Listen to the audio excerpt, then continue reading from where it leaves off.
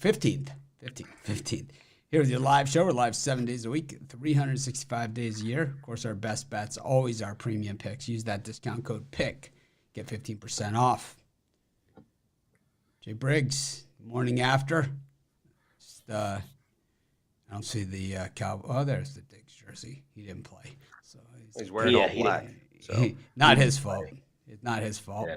But Mike McCarthy, you were a defender, but we'll hear from you later on. I'm sure you're not going to be in that camp any longer. I could imagine Bill Belichick probably already checking out real estate in the Dallas area. Chris, what's up with you, man? Didn't see you all weekend either. Yeah, no, just need to recharge a little bit. But you know what? We're back. Yeah, I'm not in mourning. I already saw all recharge. The black. I hate words. I hate recharge and unplugged. I'm unplugged. It's like I unplugged. You're fired. You're fired. How's that sound? I was unplugged. I've had guys that send me I was unplugged. That's why they didn't do their shit weekend. You know, it's like I was unplugged. It's like you're unemployed. No. No, I can't unplug, unfortunately. My phone is basically a third appendage. All right. Well, Costy's back. He hit and runned us yesterday. We only had 3 people on the show, Jay hosting, and myself and Jovan on there. But it was a great show. And Costy did the pop-in to give his incorrect opinion there of the Lions. He did the hit and run and then didn't even give us the chance to do the follow-up. It was like, he's like, oh, and the Lions are great at home and all this stuff. And like, before we could even say, they only played 2 teams with a winning record at home and lost both outright as favorites. He was already gone and off to brunch, passing the Grey Poupon. He's got the pinky finger out. I might do this. It's like, and don't skimp on the hollandaise, you bastards. We'll give you double, sir. We'll give you double. Thank you, Brandy. Appreciate the birthday love. Yeah, it was. Look, when I'm wrong, I admit it. I was wrong on the Cowboys. I was wrong on the Lions. Cowboys. I've been terrible in the playoffs, to be honest with you. And even the Rams, I took money line, so I lost that too. Yeah, I had Rams money line too. Yeah, I got greedy. You know, there was a bunch of us that got greedy, and like looking back at it, it was kind of like there was no reason to take it. I should have taken the points, but oh well. Same. Live and learn. I've had a bunch of those happen to me too this season. It's like the Rams should have won that game. I mean, they let it get away. They should have. Absolutely should have won that game. You know what the game came down to? Game came down. I don't know if it was 3rd or 4th down to play the Puka Nacua. You could pick any foul you want to on that play. Pass interference, illegal contact, late illegal hit. Go back and watch that play. This was the deciding play. This was late in the game, 24-23. Rams have the ball and are driving. If they get that penalty right there, they're in field goal range. They kick it for the lead. I'm sorry. He got held. He got PI'd, and then it was a late illegal hit. Something should have been called there, but I do get it. You're in Detroit. You don't want the game to kind of end like that, but hell, like Mitch say all the time, Super Bowl the last 2 years, they ended on a penalty. Keep it consistent. It went both ways. At the end of the first half, when Detroit was driving, they called a horrible penalty on Detroit when it was clearly not a penalty, and they had to punt the ball versus potentially get a field goal going into the half. So I think they did call it both ways. It wasn't a completely one-sided game, but yeah, that one definitely hurt me. Puka is incredible. He's a very.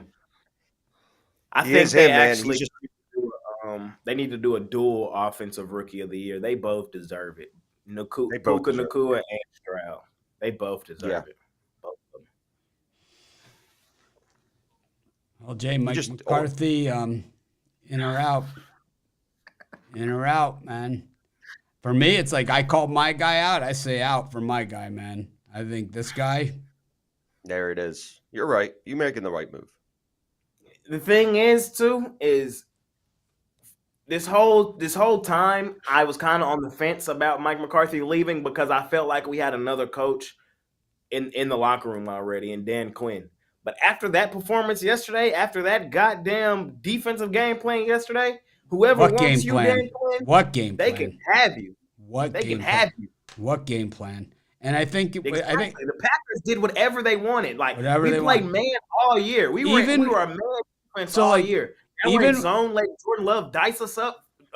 Who is Reed and wide open in the middle of the field? Who the hell is that? What are we doing? Even when the Cowboys came down and it looked like they were just 2 scores away and were competing and had a chance, the Packers just carved them right back up down the field every single time.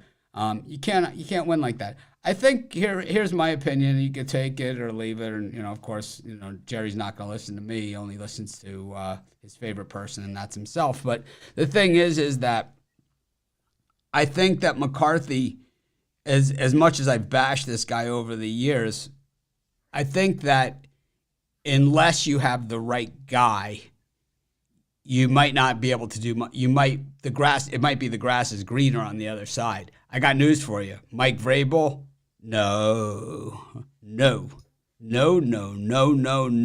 Right? What if it's Mike Vrabel or someone like that? Oh my God, it could be a lot worse, man. And the Cowboys have had some horrific head coaches over the years too. Tony Sperano was one of their head coaches. They've had some really bad head coaches, so you got to be really, really careful. And I think that's what it is. It's a matter of lining up the correct replacement before.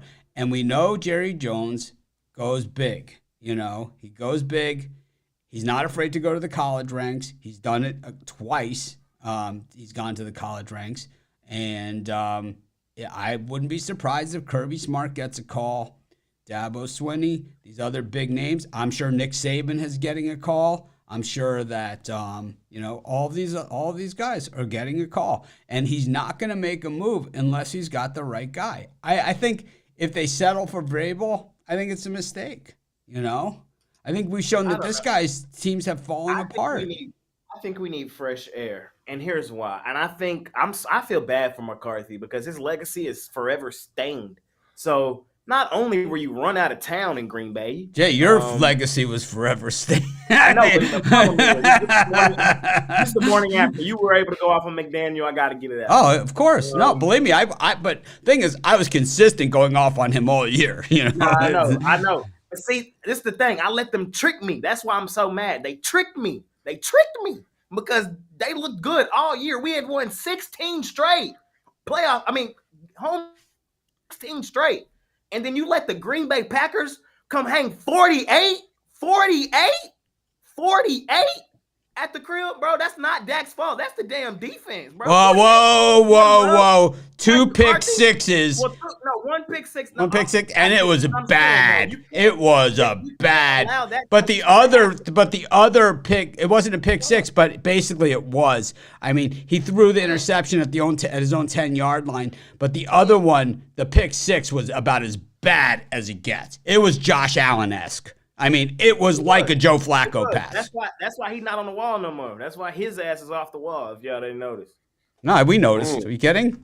We take the score. We're keeping He made me mad yesterday, bro. It was just an overall disappointing performance. But as a 24-year-old Cowboy fan, this is all I've known. I've never seen this team do anything, and I've told you guys plenty of times I've never seen this team in the NFC Championship game. So why I allow them to get me upset, I don't know. I want a clean house, though. So it's a moderate endorsement from McCarthy here from you. No, he's done. Like, I think he's done as a coach. You sort of like him? You think they keep him on as a special consultant? He can't be a great head coach like he was for Green Bay, get kicked out, ran out of town, replaced, and then let that same coach come into your building and kick the crap out of you with a young guy. It's not like he had Aaron Rodgers this time. He had Jordan Love, and he kicked the crap out of you. So it's like... Does Jerry go over to the Texans and just drop a box of cash on DeMeco Ryan's doorstep and says, look, if it's still there when I turn around, it's still there. But if it disappears, I don't even know what the hell you're talking about. That's what I would do. Here's my 2 cents. The Cowboys defense structurally was to play when you're ahead. So when you're ahead, they get pinned their ears back. The pass rushers can get to the quarterback, and that's why they win those games. When the script was turned and now they're not ahead, they can't stop the run. They have no clear linebacker play, and the secondary was exposed. And it's unfortunate. I thought the script was going to be different. I thought Dallas was going to get off. But as soon as that coin flip happened and they took the ball first, Green Bay took the ball first, you knew they needed to get ahead if it was going to be that type of game. So they got out coached offensively and defensively. They became one-dimensional. Dallas doesn't have a bell cow back. Tony Pollard is not the answer. I thought going into the year, Tony Pollard was just going to do fine, and I couldn't be more wrong. And they just became one-dimensional. And when you're one-dimensional, I don't care how bad the other defense could be. They know the ball is being passed. I honestly will say, Costi, I don't think it was Pollard. I don't even think it was so much the offense, and I don't even think it was that much Dak. I think it was the defense getting absolutely shellacked, man. They gave up almost 50 points, and I'll tell you what, if the Packers really wanted to, they would have scored 60 or 70. It was 8-yard chunk plays, man. It was 8-yard chunk plays on the ground, and then third and longs being converted to wide open. Jordan Love just throw this little sidearm wide open receivers. And we're not talking about Jerry Rice and John Taylor out there. We're talking about like third-string Packer guys that Aaron Rodgers didn't even want to play with. Watson came in, he played a little bit, but he wasn't really the factor. It was a guy named Dobbs or Cobbs. I thought he was a quarterback in Minnesota, man. I don't play fantasy football, so I don't know a lot of this stuff.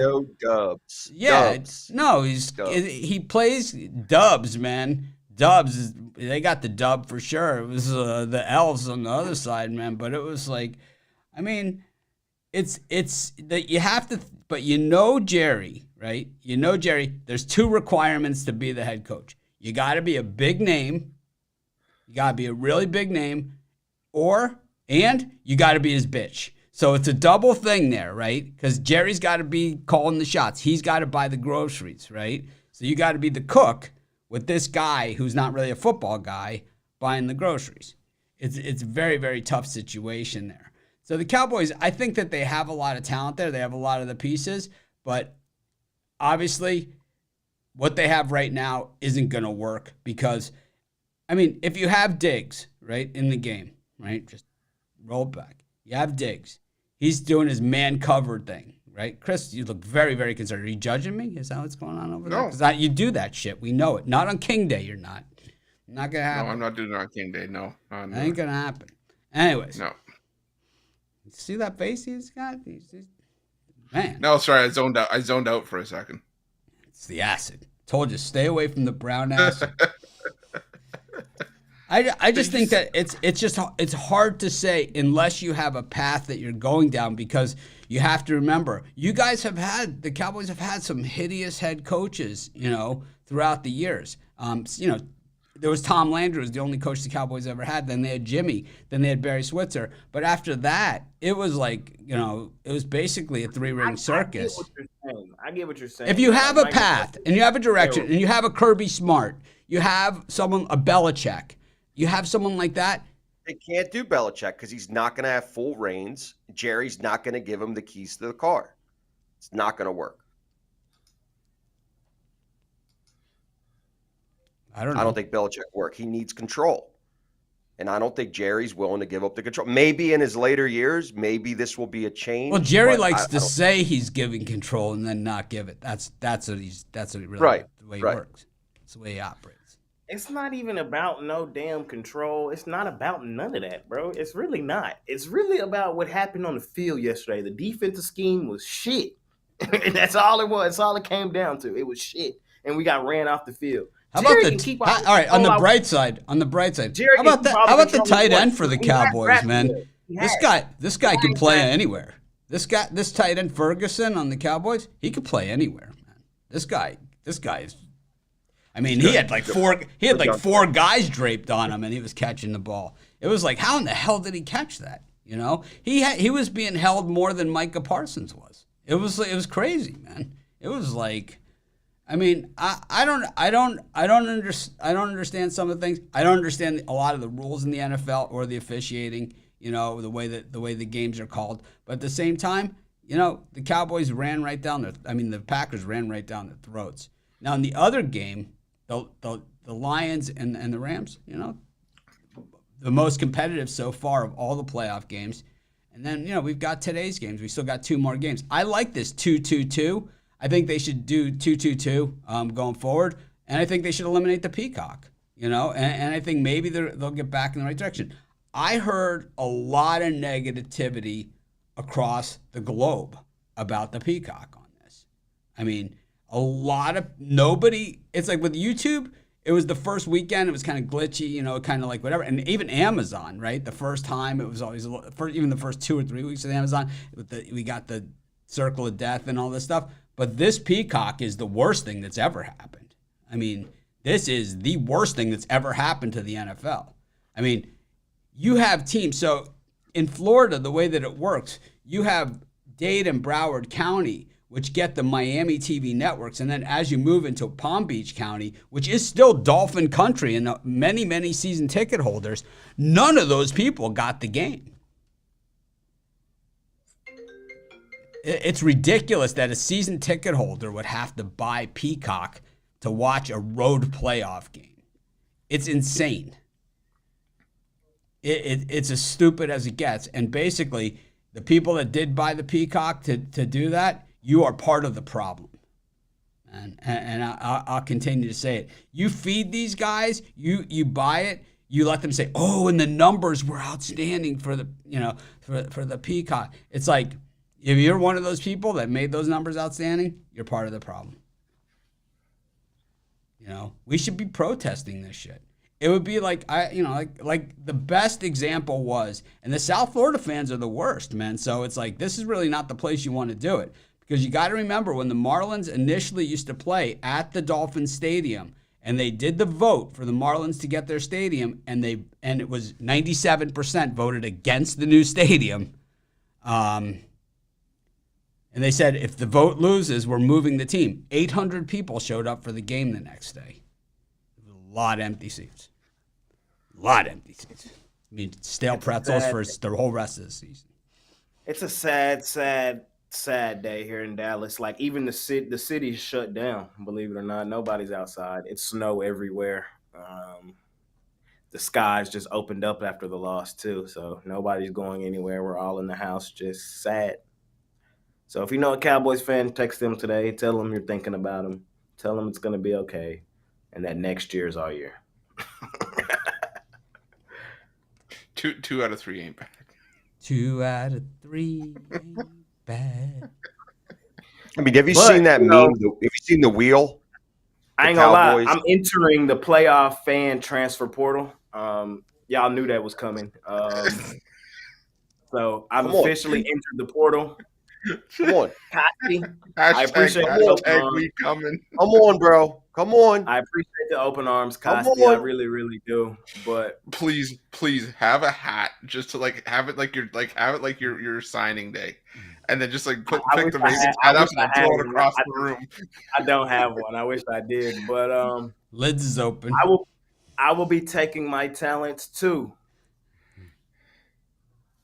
the Houston Texans, C.J. Stroud. At least he stayed home. Yeah, but you know what? He could be straight to wacky here, because he could go Texans, and if they lose, he could still jump to another team before we even get to another 100%. Round of the playoffs. I mean, full blown Zawacki on us, because Rod, I don't know where Rod even comes up, because he lives in the middle of the forest, but he still comes up with all of these hats of all these different teams. He wear the Illinois team. It was like, remember Kofi Cockburn, and they called him Coburn all season. It was clearly Cockburn, and you know, he had the Illinois hat all year, and then all of a sudden he went straight Gonzaga on us, and then he had to burn the Gonzaga hat because they made it all the way to the finals. Yeah.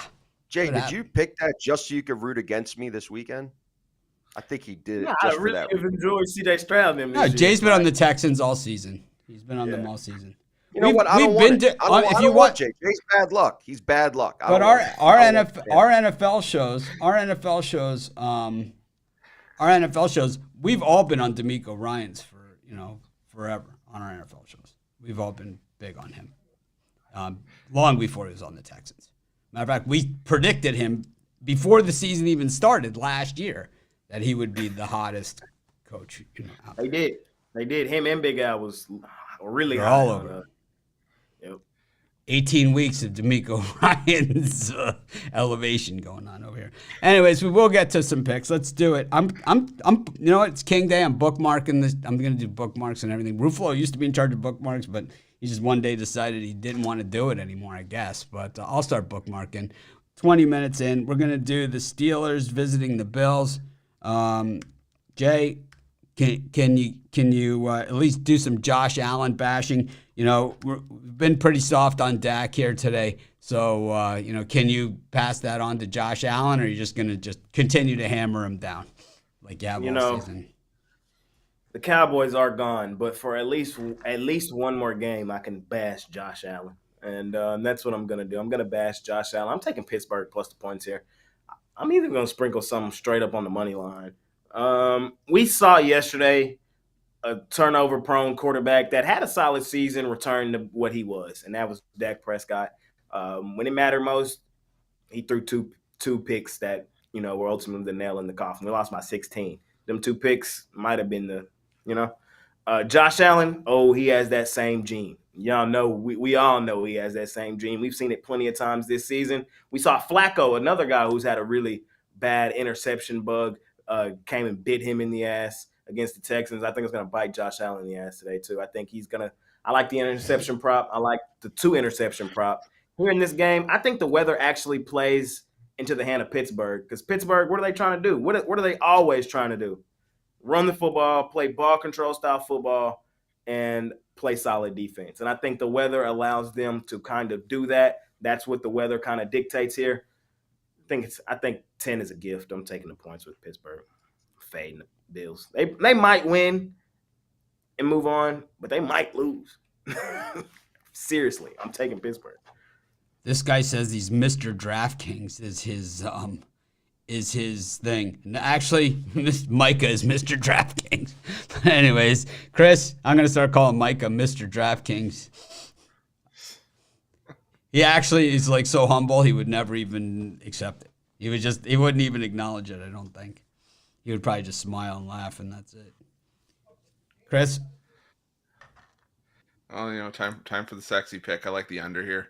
I just think it's hard hitting. I think I think that the Steeler defense is going to get to Josh Allen here, but I'm not trusting Mason Rudolph or whoever has to be Mitch Trubisky either. I don't trust either of them in this cold weather. I think it's going to be hard hitting, low scoring.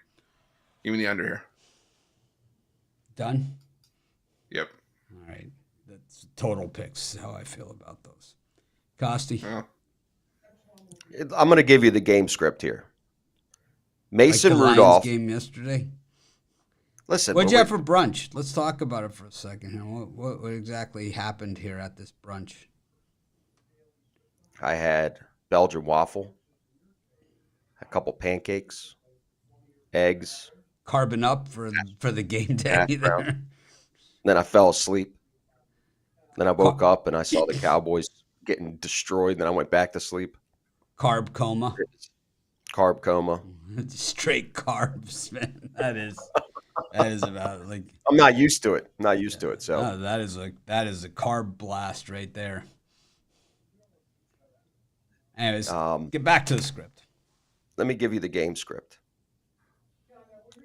Mason Rudolph needs to run the ball. My favorite player from last week, Najee Harris, is banged up. He is going to play, but he's banged up. In the cold, they are going to become one-dimensional because Buffalo is going to get off to a lead fairly quickly. Steelers defense are not going to be able to rush the passer. And if they can't rush the passer and get to Josh Allen, we know he extends. It's not going to be a big passing game for Josh Allen.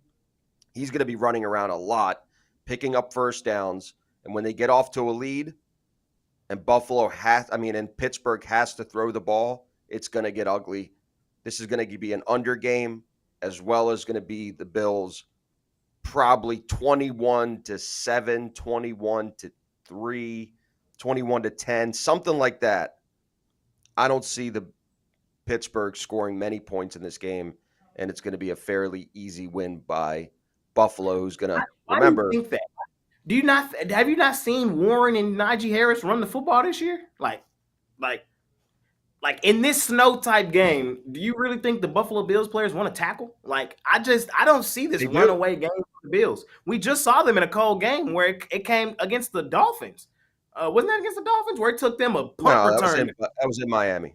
Oh, you don't want to argue with Jay after a day like this. I'm just saying. He's in the mood. He's in the mood. I get it. Yeah, I'm in that mood today. I'm sorry. I was Najee fans' biggest. Jay's going through the biggest fan last. Jay's going through the entire set of emotions here. First he's sad, now he's mad.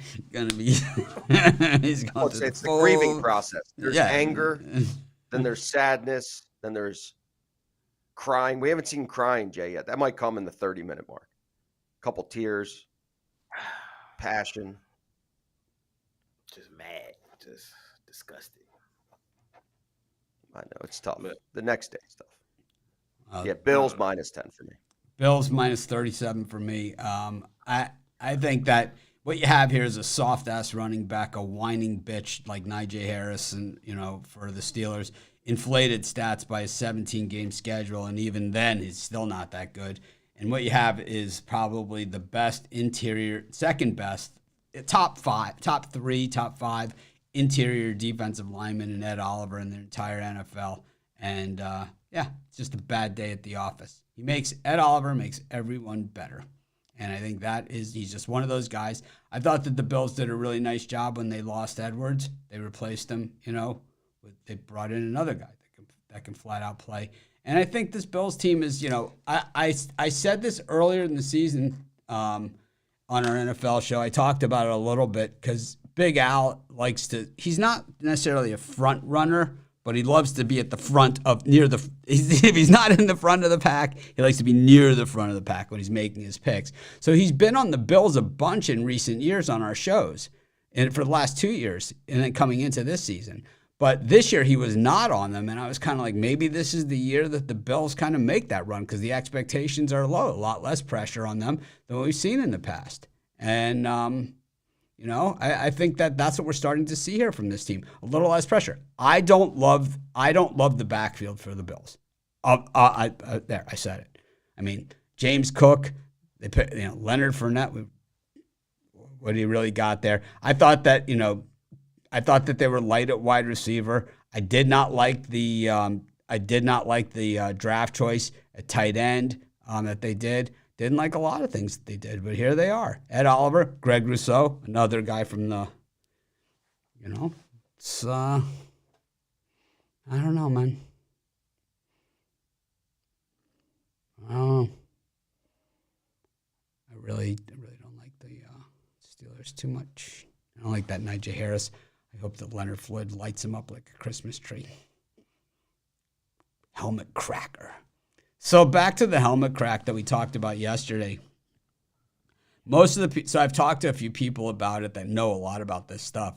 And they said if it cracked from the cold, that's really, really, that's even worse. Because these things are tested to -100, as far as cold weather affecting them on these helmets. That there was some kind of flaw within that particular helmet in order to cause that crack, because the force that's happening across the general game, especially in the trenches, if it was cold, would have caused all the helmets to crack. But that particular helmet of Mahomes had a flaw in it. It's like when you hit certain things, don't hit a baseball bat right in this particular spot and it splinters. Same thing with Mahomes' helmet, and it had some sort of flaw there. I talked to a couple people too that I know that are really good in this industry, and what they told me is it's not a big deal at all. They said that the helmet did exactly what it was supposed to do, and it did. Was Mahomes hurt at all? What if he would have been? But he wasn't, though, because the helmet did what it was supposed to do. What if someone comes on the other side and the helmet's deteriorated into dust on the ground? walk with me here on the journey. And this is what they did with me. They walked me through the journey. I said, well, damn, you laid it out pretty perfectly.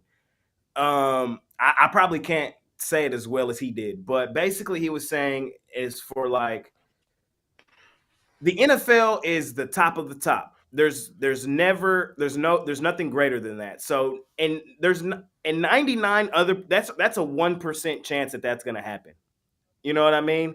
And that specific helmet, the outside was made of plastic, and plastic in cold conditions does tend to break. Then what about the other 21 helmets that are on the field at that particular time? That specific helmet, the inside, that's a newer helmet. The inside of it did exactly what it was supposed to do. It was perfect. So like what I'm basically saying is if had the helmet not did what it was supposed to do, Mahomes would have had a concussion. We've seen plenty of concussions this year where the helmet did not do what it was supposed to do. But in that instance, that helmet absorbed so much fucking force. That's what he told me. That helmet absorbed so much force that the and repelled it, that the plastic at the top broke and everything else was perfectly fine. So, I mean, that's what they're intended to do. That's what they're made for. And I think it's if the brand knows what they're doing, they'll spin that the right way, and you'll understand. I can't verbalize it the way he did, but it's actually a good thing more so than a bad thing. Sounds like they're trying to spin it.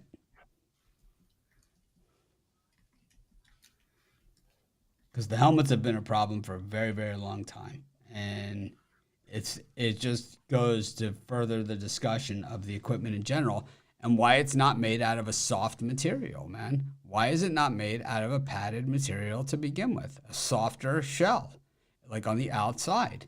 It would reduce the collision, it would reduce the impact, it would reduce concussions, and it certainly would have stayed in one piece when he was hit by, on a routine hit. It's cosmetic doesn't matter is basically what we're trying. The cosmetic doesn't matter as long as it does its job. But the helmet doesn't do its job. It doesn't do its job. In that instance, it did. That was a full-on head-to-head collision. We'll know in about 5 or 6 years or 10 years. He was able to get up and walk away without. We'll know in 10 years if it did its job or not. In most cases, the answer is no. In most cases in the NFL, unfortunately, the answer has been no. What we're seeing from a lot of these players, it's bad.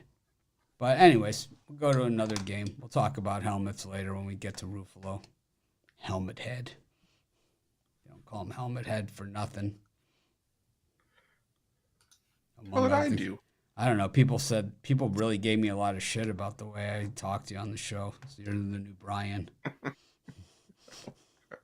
I can handle it. It's fine. I'm used to it. It's way worse than his old job. They should get rid. I got the yesterday. They should get rid of the old guy. He's killing the vibe. I got that yesterday in the comments. It's like, oh no. It's fine. Believe me, it's way easier for me. I'm fine. But of course, the comments and suggestions always come from people that have never bought anything. And never supported us really in any way. It's like those are always the guys with the suggestion box. Mr. Helper. I always say if you have a suggestion, don't. We got the Eagles against the Buccaneers in Tampa Bay. This will be the final game of the wild card. And the Eagles really not playing at the level that we've seen them in recent years, or last year at least. Costi said that, on previous shows that Chris and I can take full running head starts and hit him in the back, for an entire season, 17 games, 17 weeks. We can do that once a week. It won't affect him at all because he's strong like bull. Not worried about it. It's there's no running start. It's a push. It's not a tush. See, what you don't run. see, what you fail to acknowledge, or to about the entire situation is that it starts off that way, but once he comes through the line and breaks through, then it becomes a running start of his guards. So the guys behind him are like receivers, and that's the little push through. But as he comes through the hole, then it's always like number 65 or something. Bang! Just really, really cracking him one, which, we all would like to do if we had the opportunity. I don't know. I before I make any more suggestions on this topic, I want to do more some research to find out if, in fact, is it really hurting any of the players that are doing a push. I don't know. It's like the it's like the old song goes, push, push in the bush.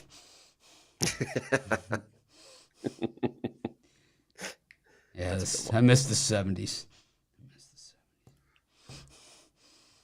You're now 50 years away from the 70s. It was like a mainstream regular radio station song. Chris, what do you think about this one at the big sombrero? You talk about all the coaching vacancies. I think there's going to be another one after this game. I think the Bucks win this one outright. The Eagles' defense has been terrible, and you got AJ Brown out. Jalen Hurts playing with a dislocated finger. Wait, so Ray Brown is saying no injuries yet. This guy has looked like he has been through a train wreck. He is injured every single game. I don't know what football you've been watching, but Jalen Hurts has been the walking wounded, basically playing hurt all season. It's not just his finger, because like when my finger hurts, I mean I overuse it sometimes too. But it's like what I normally will do with it once it starts to hurt is I just kind of go in there and I just straighten it out just like that. Yeah. It's effective. Or just go with the standard dish, Yeah. You don't use all the fingers. You just go. Yeah, I can't get behind the Eagles here. They were dreadful down the stretch. What I'd like to see the Bucks play tougher competition than teams like the Saints, the Panthers twice. Sure, but they don't make this schedule. Yeah, that's not exactly. I'm not faulting them for putting down who's been put in front of them. So, give me the Bucks. I think they move on and win this one. Yes, injuries from the tush push. Absolutely. Missy Elliott? What about Missy Elliott? That's where Rod is. He's become one of the Missy Elliott dancers. That's why I wasn't on the show yesterday. What's that song where they wear like the not the neon, but the gray like sauna suits? Very famous song. Like all the backup dancers are wearing these like gray. She always has like an army of backup dancers. Somebody in the comments will post it. She always has like an army of them. I'm not letting go of the Eagles. I still have faith. I think that Sirianni can get them up for one more game. I watched the Tampa Bay Carolina game last week. Carolina is so bad, and the fact that Tampa Bay just barely, based on a phantom holding call, won that game. They're just not that good on offense. Baker Mayfield is very banged up as well. The Eagles have the talent. They have the players that can get it done. Yes, A.J. Brown is a big loss, but I still think they can get it done because they're going to be facing a lot of man coverage and the receivers can get open. Do I think Julio Jones is going to be an X factor in this game and get a lot of yards? Probably not, but I wouldn't be shocked if he ends up having a big game and he shows up. And if the Eagles can get back to running the ball, this is a big step for them because now they're a team that would go to Detroit if they win this game, which is a much easier matchup than if they had to go to Dallas. So I think there's a lot of hope here. And I don't know. I'm just not fading the Eagles. I'm giving them a shot. I think this is the easiest matchup they could have had out of any of the matchups in the wild card round. And yes, down the stretch, they were horrible, but they still were a 10-1 team at one point. They have the caliber to win games. I think Tampa Bay has a soft schedule. I don't think they're that good. And I've never seen Baker Mayfield win games in the playoffs, and I've seen Jalen Hurts win games in the playoffs. So Baker Mayfield. Rewind that. Not gonna let you do my guy Baker like that. Baker actually has the only playoff win in Cleveland Browns franchise history. It feels like he's the only guy that's ever did anything for them. Shout out Baker. This one is another easy layup. Plus the 3. Don't overcomplicate. Just like I got greedy yesterday with taking the Lions. Taking the Rams money line. I don't want to do that again. Although I do think the Bucks win this game, I want the 3 in my back pocket. There is an avenue where the Eagles win this football game marginally, but the Eagles have been terrible down the stretch. For as bad as Costi is trying to portray the Tampa Bay Bucks, have you not been watching Philadelphia Eagles football? I have. I don't know, man, because you're talking bad about Tampa. Like Philadelphia just didn't get ran off the field by the Giants and Tyrod Taylor. Like that just didn't happen. Like the Cardinals didn't go into Philadelphia and bust them up. They have been playing terrible. And no AJ Brown here. What are they going to do? What are they going to do? This offense has looked terrible all year. The strength here for the Tampa Bay Bucks is their defense. Yes, they scraped by the Carolina Panthers, but they won and covered. It was a shutout.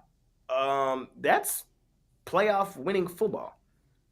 Allowing the Giants to put up 27 on you in a must-win game is not playoff style football. I think Baker is going to be just fine here. If you can lead the Cleveland Browns to a playoff win, you sure as hell can lead the Tampa Bay Bucks to a playoff win. We're at home. They're at home, and nothing will make me happier. That's Pick Dog's thinking right there. If you can be this, you sure as hell can do this. That's how we do it here at Pick Dogs, Costi. Welcome aboard. It's a 50-50 game. We use that all the time. We use it all the time. Yeah, I got that. You know who I got that from? Who's that? Ray Lewis. Nice. Yep. I saw him on TV one time. He's like, if you can beat the San Francisco, you sure as heck can beat the Seattle Seahawks. I was really waiting for if you could dodge a wrench, you could dodge a ball. Very much so. Very much so. We don't go for the they beat them and they beat them because then then you've got then you've got you got Presbyterian beating Kentucky. Or App State beating beating Houston, Purdue, and whatever. It's like it doesn't work that way. But I don't know, man. I've been big on Baker Mayfield all along. I've been one of his biggest backers and supporters, and Chris thought that he holds on to his balls too long, but that's okay. I just like the way the Bucks are playing, and I think it's just one of those ugly games, man. This is going to be ugly, and I'm going to go with the Bucks. I don't like the way the Eagles are playing. I think, like Jay said, they got the bad mojo coming into this one. It's just like a dark cloud, and we had this. If Sirianni gets fired, does anybody want him? It's that type of thing. He's not going to get fired, but it's like if he did, would anybody else take him? I think he does get fired.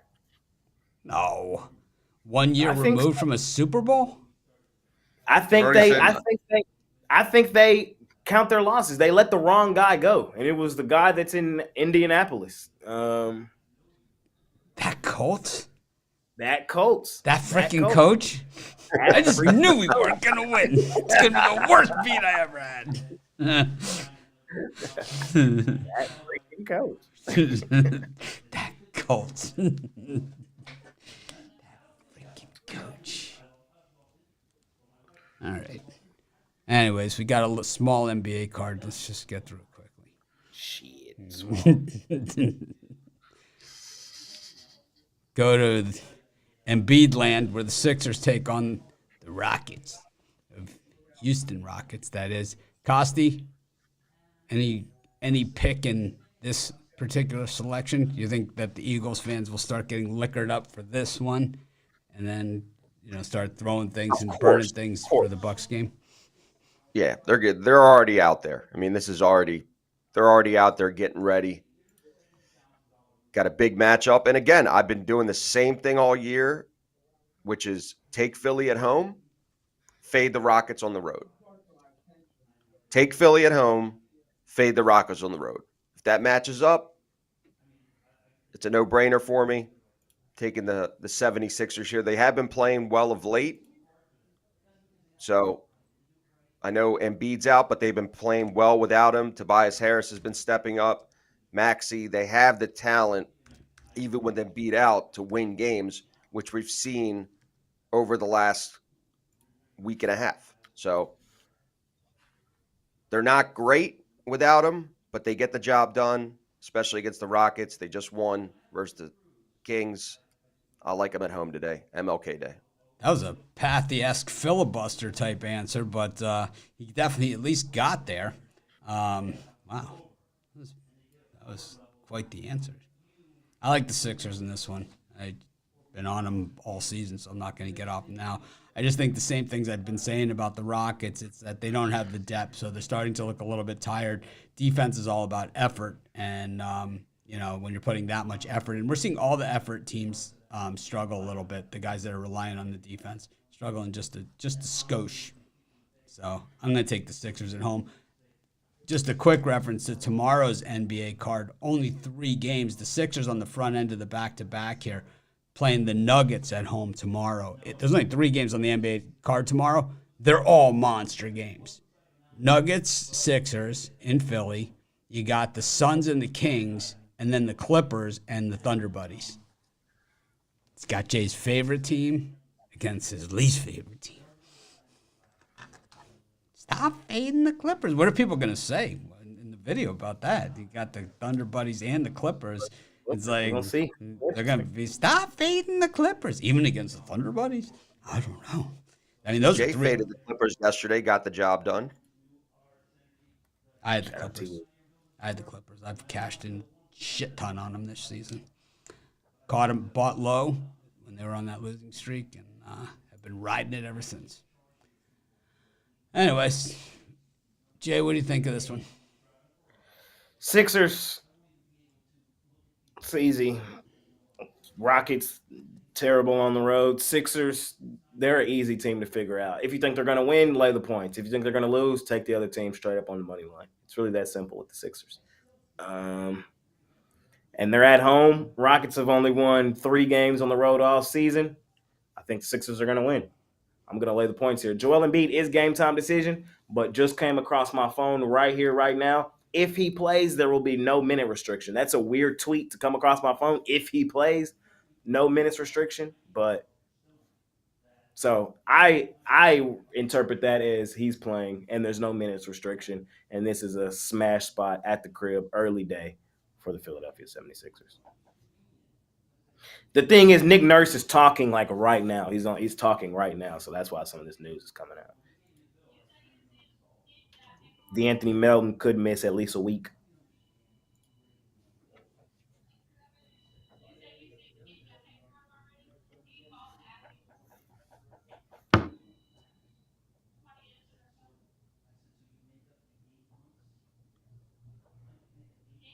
Chris? Sorry, I realized I was talking on my mic off.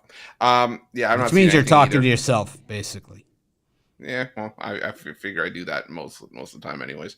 I'm not seeing anything on Embiid other than what Jay just said. So I'm leaning towards the Sixers. I do love my Rockets, but this is just a tough spot to back them. I'm not going to go into a whole lot of detail what's already been said, but yeah, they played their best at home. I think they win by double digits here. We've got the Mavericks against the Pelicans. I'm up. I'm gonna take the Mavs here. I liked the Pelicans, but I'm gonna take the Mavs at home. I think they bounce back, and I think thing is, like with the cold weather in Dallas, generally bad weather, people like to flock indoors. I think they're gonna flock indoors, and I think they're gonna sit there and root the Mavericks on instead of sitting there and wallowing in yesterday's debacle. Move on to the next thing, and that's how you do it. It's how I mean, Jay got his ring, and it's all that really matters. But he would have liked to have a second ring and a third ring. But beating up the Pelicans at home as a dog. This is where the Mavericks get it done, man. The Mavericks, when the game where you expect them to get it done, that's when they don't get it done, and that's when the game where you don't expect it is the game they do get it done, and the game that you kind of think is a winnable game are the ones that they kind of fall flat on their face. And I think this is the one, where they bust up the Pelicans in this one. I'm on my Mavs too in this one, man. And Mitch hit the nail right on the coffin. As I'm sitting here right now thinking about scrolling, looking at the tickets, like, man, do I go to this game today, 1:30, man? Get this bad taste out my mouth, man. Damn. The thing is, I told you, that's a snowstorm outside. So, like, the roads are icy. We're in Dallas. They don't salt the roads. Probably got some good tickets cheap. Yeah, so the tickets are dirt cheap right now. I'm just trying to wait it out. I might be, like, on the floor the way these prices are dropping. But, yeah, man, I'm on the Mavs here at the crib. Pelicans are solid, but this is the 6th straight home game for the Mavs. This is like the 6th straight road game for the Pelicans. It's a play on the spot for me. Mavs have played well recently. I think they get it done here. What's up, Eric? I just wanted to make sure you were okay. Was it more like a J health check? I just wanted to make sure you were okay. I was checking in. You're talking about a Dallas team, but I hear it's not the other one. It's the Mavericks. Your beard's tickling my ear. Kinky. It was a little weird there for a second. That was a little weird there for a second. It's getting weird on a Monday. Shake that one out. Costi needs a shower. Yeah, no trash pandas for me today. I'm taking the Pelicans. This injury report for Dallas is not looking promising. No Lively. It looks like no Luka. Both are doubtful for this one. Pelicans are looking like they're going to get everybody back for this game. I just don't think that Kyrie and Tim Hardaway Jr. can save the Mavs again here. So give me the Pelicans here. I'll double down on my Mavs bet now. Go ahead, lose double your money. Whoa. This one's a tough one for me. This one's tough.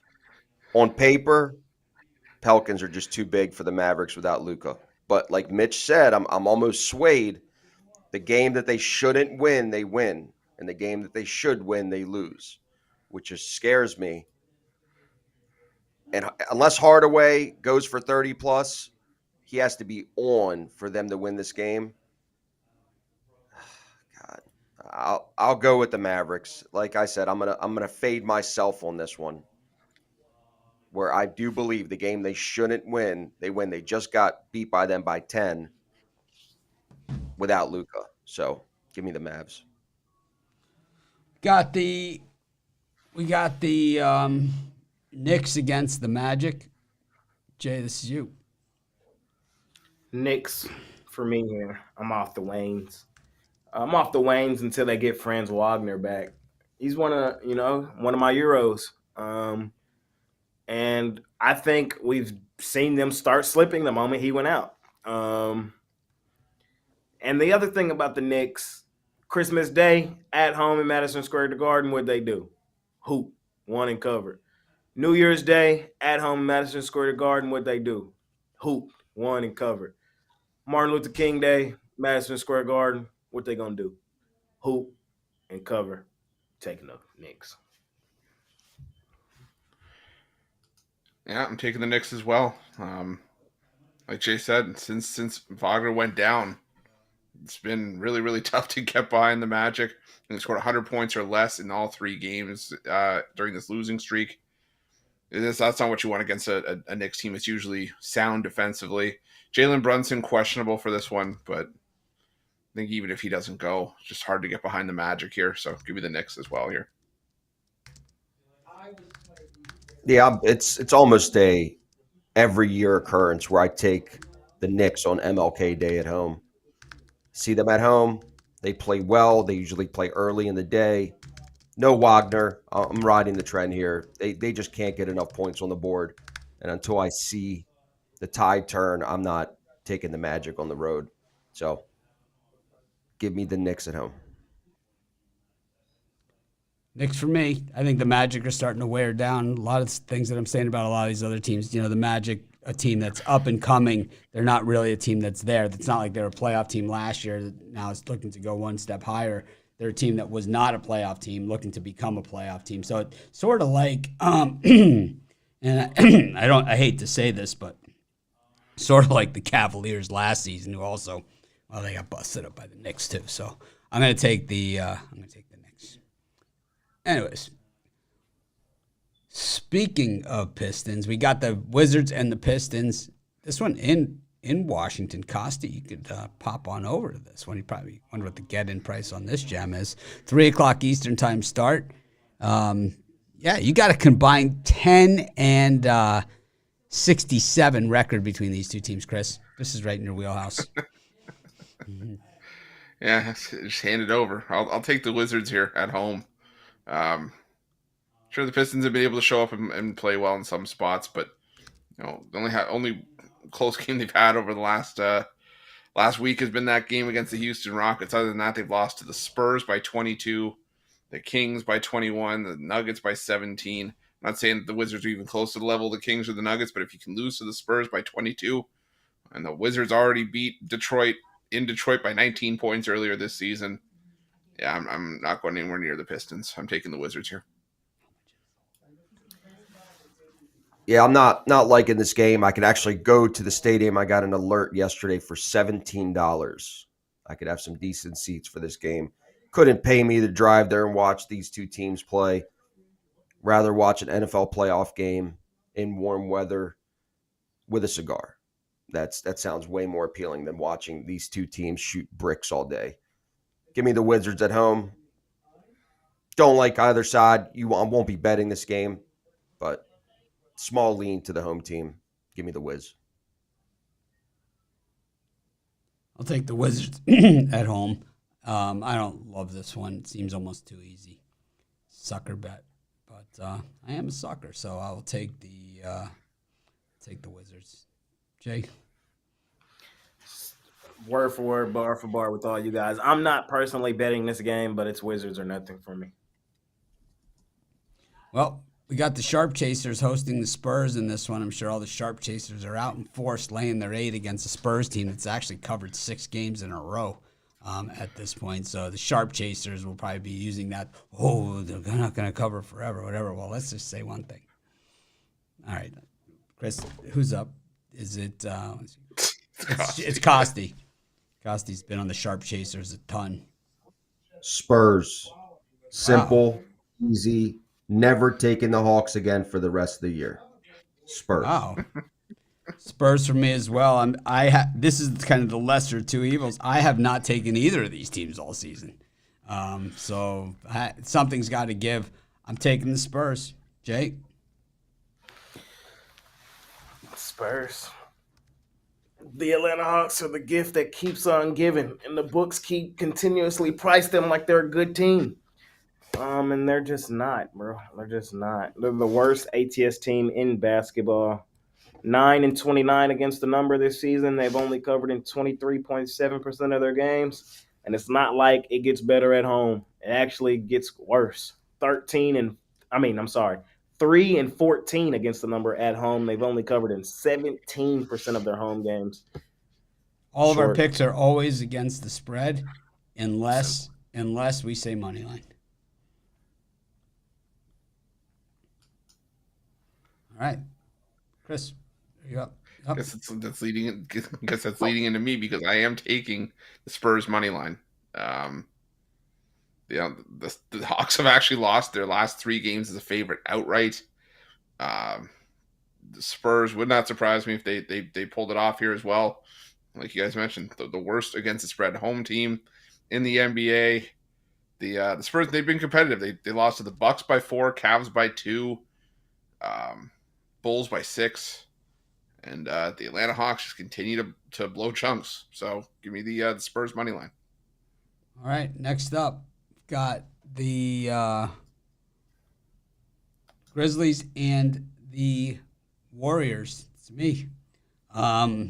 Grizz just 3-15. A Hawk like 4-14 against the number here at home, up against the Warriors. 7-9 on the road, but 11-6 against the number, which means they've been a dog on the road a bunch, which is rare to see them even as a dog. But the issue here is 3-7 straight up in their last 10.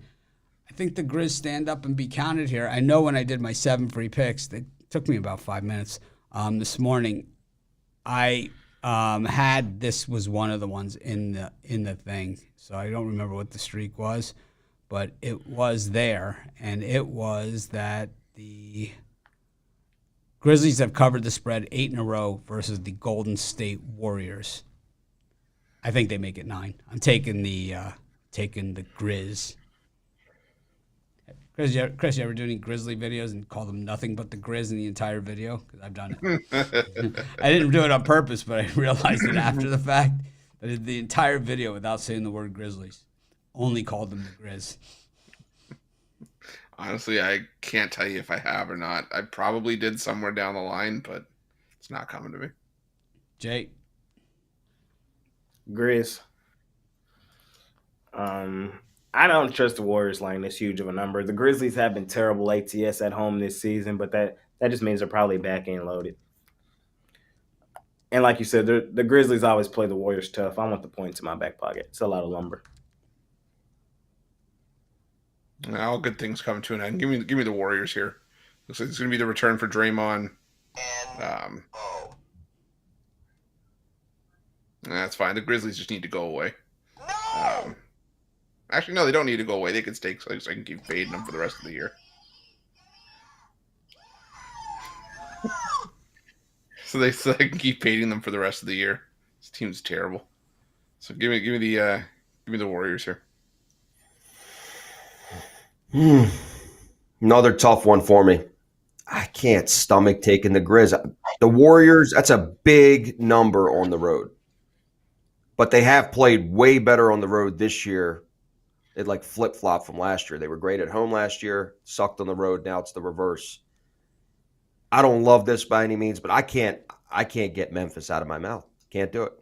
They have no talent right now. They keep getting blown out. Memphis I said it. Memphis is in Costy's mouth, and they keep getting blown out. I can't get Memphis. Yeah, I mean, can't get them out. I can't. Warriors. I mean, Warriors. you got 3 of the most juvenile people in the world that do a YouTube show. You just can't set us up like that. We won't be able to. I haven't seen that face from Mitch in a while. Costi is loaded with them though. He like leaves himself wide open almost every time he's. I don't care. I just want to make Jay laugh today. That's like my wellness check for the day. Jay's.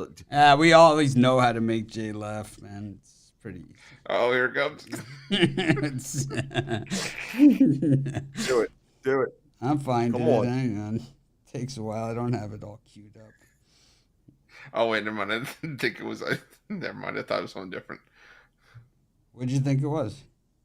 Thought you were gonna hit the wraparound music. Oh, we could do that. Oh yeah, that's not No. I thought it was Rack City.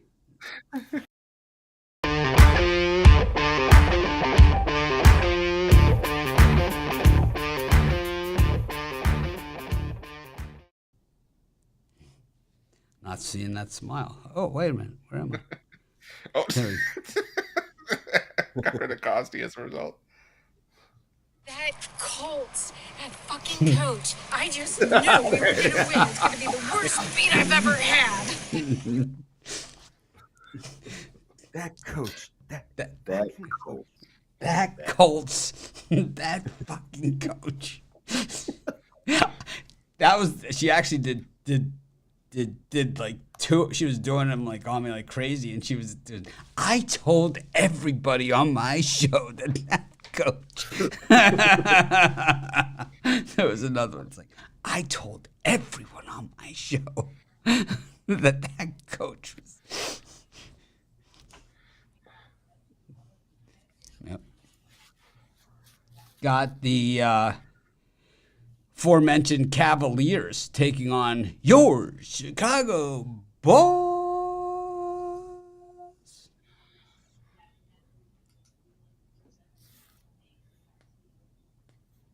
I think think it's Jay.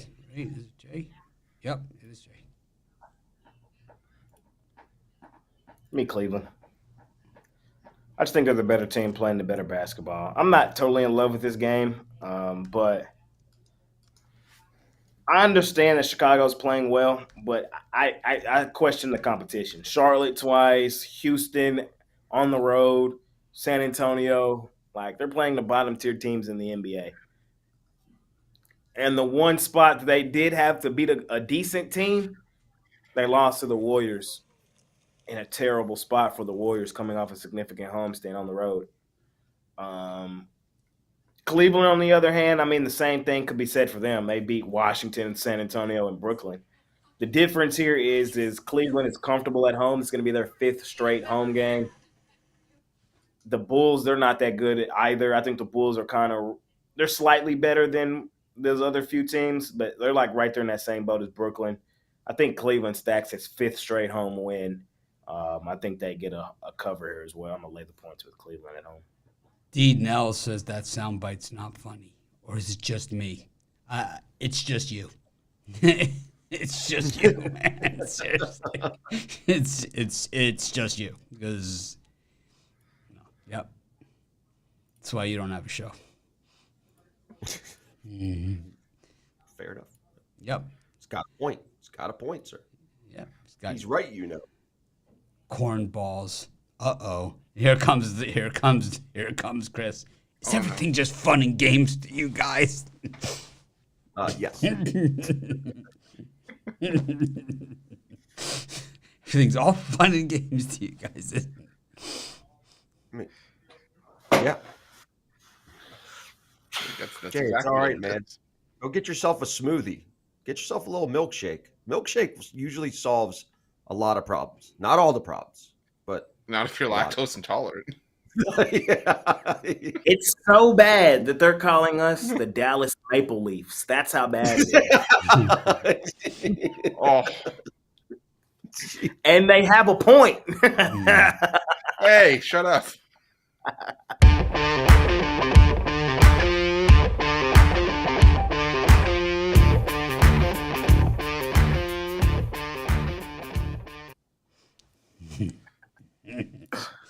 I love it. Speaking of Maple Leafs, I I created that intro while we were on the show. I did the editing while we were on the show. I created that entire intro with the music and everything. I want a cool song. You have one. Fly, Ravens, fly. No. You know, we started the Seven Nation Army song. You know, the Seven Nation Army that all the stadiums now play. Oh. You don't hear? Well, you don't go to stadiums. That's like the thing now. That's been around for about 25 years at least. The Ravens back in like the 2000s, we started, and then all these other stadiums picked up on it. Nope. It's a whole article about it. Nope. Everything you read is real. It's on Wikipedia. 100%. Fact check. Yeah. Everything in the media you hear or read is real. Yeah, okay. Just like Chris started this.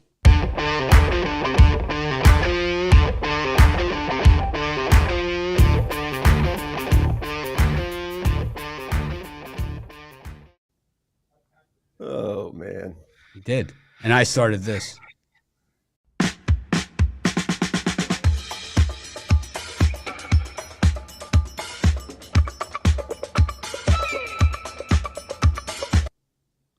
That's a good one. That's really good. So I call Mitch Boogie Nights.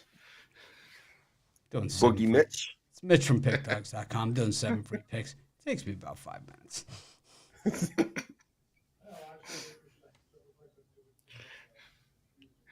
Oh man.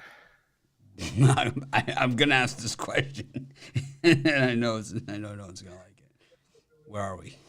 I think Jay did the Bulls, Cavs. Chris, Yeah, so I'll lean towards the wait. Cavs Did Jay? here as Jay well. gave the Cavs. He said the Bulls are just have played a soft schedule. Yeah. I'll lean towards the Cavs here as well. Just I think it's just a short line. If I were getting a few more points, maybe I'd consider the Bulls, but at 3.5, I'll take the Cavs here. How about Jim Harbaugh to the Cowboys? I'm hearing that. Not a bad idea. I just want them to go away. Just go away. Like the entire franchise, just to like pack it up. Away. Just go away. Just move somewhere else. The thing is like I wish that like the football team in my city was not the most scrutinized football team on the planet. Like it's not. I am a fan that I can't even enjoy the goddamn joys of everybody else. All I get is the antagonizing of being a Cowboys fan, and I don't get to reap the benefits of those 5 championships that they won. All I know, Jay, you're a public person. You're a celebrity. All I know is disappointment. You got to take the heat. You got to take it. Oh man, it's disgusting. But I'm saying, like, at least for like my dad and them, like they seen some shit happen, so like they're okay. So like when people laugh at them, they can be like, at least I've seen my team win a couple rings. Like, you know what I mean? I can't even say that. I've never seen that. It's disgusting. Sorry, now you're going to be rooting against me this weekend because you're a Texans fan. CJ Stroud, baby. Not happening. See, we're focused. We're coached outside of the main head coach. The offensive coordinator and the defensive coordinator are very good. Head coach sucks. Hate Harbaugh. But just offensive, defensive, we're focused. Mark Andrews is back. I'm going to save all that till later in the week. But in this situation, I'm going to take the Cavs. Save all the Ravens talk for the end of the week. Yeah, no one cares. Cavs at home. No one gives a shit. I know, but I do. Nobody does.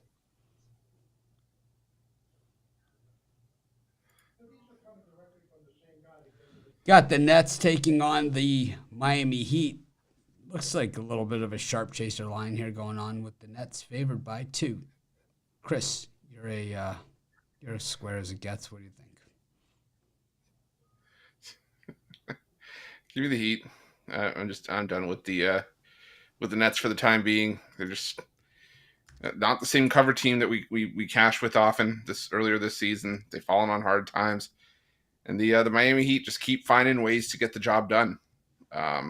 Regardless of how banged up they are, how many injuries they may have, they keep finding a way. And I think they find a way in this game as well. I'm not even going to worry about the 2 points. I'll take the Heat on the money line here. Yeah, I'm with the Heat too on this one. I've jumped off the bandwagon for the home stand for the Nets. They paid out early in the year. I took a couple losses, and I've not been on them in a couple weeks now. Blindly at home because they were cashing at the beginning of the year. Miami's playing well lately. I'm sticking to it. Not a game I love, but lean toward the Heat.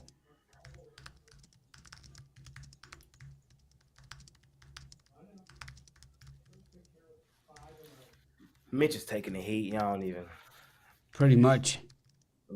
got to worry what he doing there. We all knew that already.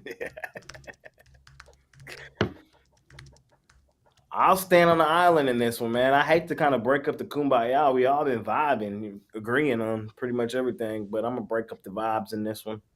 I'm going with the Nets at home, at the crib. They've just been good to me, man, at home, at the crib for most of this season. I know Miami's playing well. I have liked what I've seen from Miami. But no Jaquez today. Jimmy Butler probably won't play. Kevin Love probably won't play. Brooklyn has won 2 of the 3 already this season. I just see this as a classic bounce back, get right opportunity at home. Where has Brooklyn done its cashing for us this season? At home. Call me a sucker. I am. I'm on the Nets today. Sharp chaser. It's not a sucker. It's the sharp chaser. Oh, after yesterday, you're just looking for anything that'll do you anything. Hopping from team to team. Jay, you ignorant slut. Hashtag we coming. Hashtag I'll take it wherever I can get it. The Nets have seriously slipped, man, recently, though. They just have. They have. We got the Raptors up against the other John Q. Publics, the Tatums.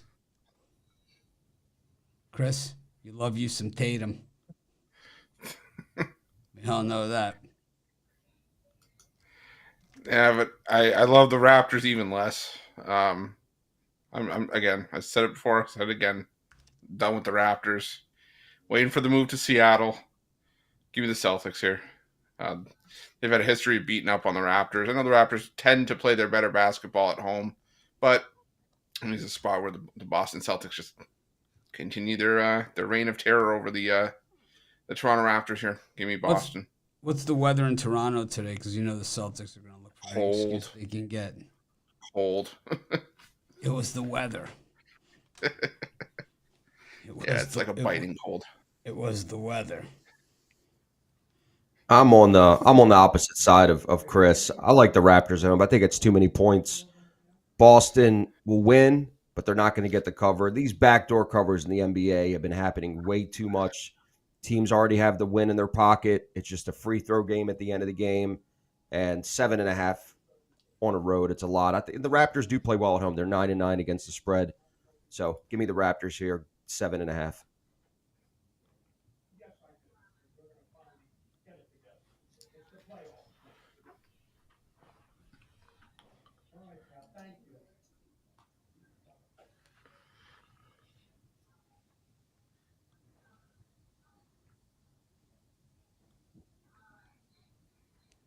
I'll take this. We lost Jay. No, we didn't. Right here. I'm taking the Raptors. What are you talking about? He's not here. He's here. He's here, but he's not here. He's here. I'm taking the Raptors. Speak for yourself. I'm taking the Raptors because I always pick against the Celtics, and everybody knows it because I'm a hater. Really, there's no other reason I need to give. Everyone knows that regardless of who they were playing and what the point spread was, I wasn't going to take the Celtics, and the fact that they're on the road means I'm doubly not going to take the Celtics. Now we get to hear Jay say the Celtics are the best team in the NBA, and they're probably going to win the championship, and da-da-da-da-da. They ain't winning shit, man, because they got Tatum. Tatum's going to win it when he's like 40 years old, and he's going to get like the Lifetime Achievement Award. He'll get traded to a contender, probably the Thunder. Mm-hmm. Mitch is right. The Celtics are the best team in the NBA. They are going to win the championship. I do think they're the best team in the NBA, but I do not think they cover on the road today. I'm taking the Raptors. I think it's really not even that complicated. Where have we seen the Celtics mainly struggle this season? On the road. Granted, they have gotten better ATS here recently, but for the most part, their struggles have come on the road. We've seen these two teams play 3 times this season. Boston is 3-0, but the last 2 were super competitive. A 108-105 win for the Celtics in Toronto and a 120-118 win for Boston in Boston. So that's a 3-point win and a 2-point win. I think we're looking at something really similar to that today. The Raptors, yes, looking at their last 5, they've lost 4 of their last 5, and you may think they're playing terribly. I don't think that. I think they're playing pretty good. I had the Lake Show Lakers in that game. Well, let's start. They beat the Kings dominantly. Then I had the Lakers in that game. They fought all the way to the end, lost by 1, covered against the Clippers. And yeah, they got their doors blown off by Utah, but I'm here to tell y'all, Utah be hooping, bro. Utah is the hottest team in the NBA. I don't even know if many people know that. So I'm not really gonna hold them to the fire too bad there. And that was a terrible spot. What was that? The 6th road game in the last 6 games. We know Toronto don't hoop on the road for real. Where do they mainly play their best basketball? At home in Toronto, where they have an entire country backing them. I think the Canadian Mamba go home and show up today. I do. I see a good game from RJ Barrett. I think the Celtics possibly go through the motions and barely beat the Raptors, just like they barely have beaten them the last 2 games. I want the points in my back pocket with Toronto in Toronto. Give me the Raptors. Jay's singing We're watching two completely different Raptors teams, and if you think they're playing good basketball, they are playing good basketball. What are you? He just said RJ Barrett takes over. Terrible. He said RJ Barrett's This taking team is over. brutal. Called over. Chris, so you're Canadian watching Mamba. the game where they were Canadian 11 and a half point dogs and competed, Team or the is Lakers game brutal. where they competed? This team is brutal. That's what I'm saying. I'm saying this team is Wow. awful. I'm saying this team is no I've never seen near. Chris angry before. Okay, but you Wow. can't come He say got it's it, not man. playing He basketball. I got wish it. we were all in person not. You right should now. you This should is- They're see not. you should They're see up when 100. Rod was on the show. I don't care if you go. I don't was even care if you angry. go. I don't care if you go on the road to teams like Utah. Utah's the best cover team in the NBA. We know this. But you give 145 Well, points. You give 126 to the Clippers. On their sixth road game in their last 6 games, everybody's going to These guys struggle are in that professionals. spot. You're expected to play 41 road games a year. That's a spot. Everybody's going to struggle in that spot, especially going up into elevation in Utah. I'm not going to hold expected that to play against you. on the roads. You're expected to play on the road 41 times a year. Cool. Road trips are going to happen. I'm just saying. To tell me that the Raptors are playing good basketball is ridiculous right now. Nah. For what the Raptors were earlier this season, this brand of basketball they're playing right now is night and day compared to the Raptors of a month ago. Is all I'm saying. They're Night playing and day better. where they actually played defense before, and now they don't. They've been on the road. We're going to see a different Raptors team here in Toronto on this homestand. I guarantee it. Guarantee it. Yeah. I'm going to be on the Raptors a ton at home. I watched the entire Laker game. I watched the entire Clipper game. I like what I'm seeing from Toronto. And I think the head coach, once he got that rant out of him, I think that we're going to see this tide start to turn here soon. He's one and done in Toronto. He's fired after this season. He's terrible. Just like this team. I don't think so. I think you guys get rid of Siakam. I think you guys get rid of Siakam, get some pieces together, establish what you are moving forward, and you'll be just fine. Right now, you guys have no idea. For the next 2 years, which is a rebuild for the next 2 years. And that's why you keep him, and there's no reason of firing him and bringing somebody else and restarting the clock. Of course there is. He's not ready. They brought him in for for this rebuild. He's the bridge guy. He's the bridge guy. He's the guy that's going to tear it all the way down. They're going to blame him in 3 years, and they're going to bring in somebody good. Sorry, bro. I'm on a million today, bro. I'm sorry. Stick to Dallas. I'll stick to Toronto. You know, Toronto, my second city, bro. So I know they are. I know they are. What's your first city?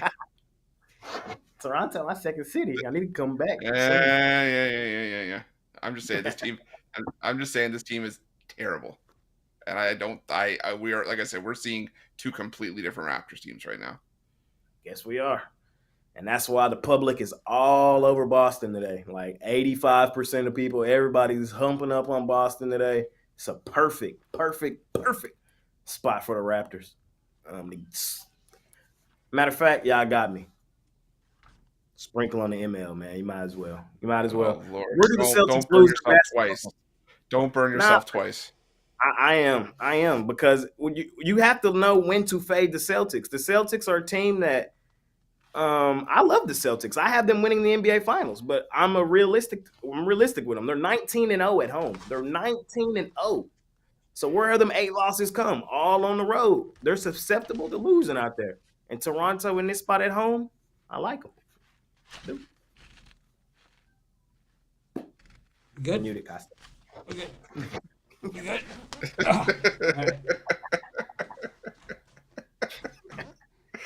Chargers for me. Anyways, take the Chargers. I've never been involved in a spot where the other two guys have kicked their feet up, so it was good to get it out for once. Yeah, I read a magazine, found myself, did some meditation, some self-evaluation, got it all taken care of there. I was in the zone, as they say. We got a good one here, man. The Jazz and the Halliburtons. Jay turning his back on the Halliburtons yesterday. Oh, man. They always go stupid, dummy, crazy at Denver. The Nuggets had it. They had it, bro. They had it. Fucking had it. Well, you got a chance to get back on board today. Or the Jazz. This is one of the tougher games on the entire board. To me, this is the toughest game on the whole board. Who's up? Costi? You? Or, who went last time? Chris went last? So Yeah, Costa Chris. went first. So it's me. Yeah. Yep. I think this is the hardest game on the board. And the reason why is because the Jazz, obviously, tough at home. So the lines are going to start being stretched a little bit. We know that the Pacers are going to score a ton of points. It's what they do, right? We know what they do. They score a ton. So do we like the Jazz laying this many points? I mean, they're begging you to take the Pacers. It's tough to go against the Jazz because we know they've been winning at home. But then again, 7.5. Taking the Halliburtons. Backdoor.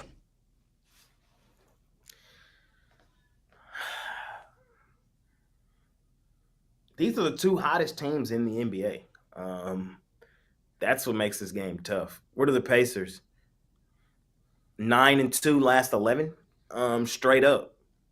Meanwhile, the Jazz, as we've been talking about, they're the best home ATS team in the league. They just continue to get it done at the crib. But because of that, I now think the Jazz are slightly overvalued here at 7.5, and somebody who's been on the Pacers all season, I think I've probably overvalued Tyrese Halliburton a little bit because I faded the Pacers now. All games he's been out, and they've covered every last one of them. I'm taking the Halliburtons too here. I just think I'm with Mitch. I just think that the Jazz are now slightly overvalued. I think they win the game, but I think this is like a 3-4 point game at most. I think the Halliburtons do compete. Even without Halliburton, I'm taking the Pacers plus the points. And just came across my phone, Jaylen Brown, not at shoot-around on Monday. He's been listed as game-time decision. Damn. I like the Raptors initially, but Brown's not playing. I might have to rethink it.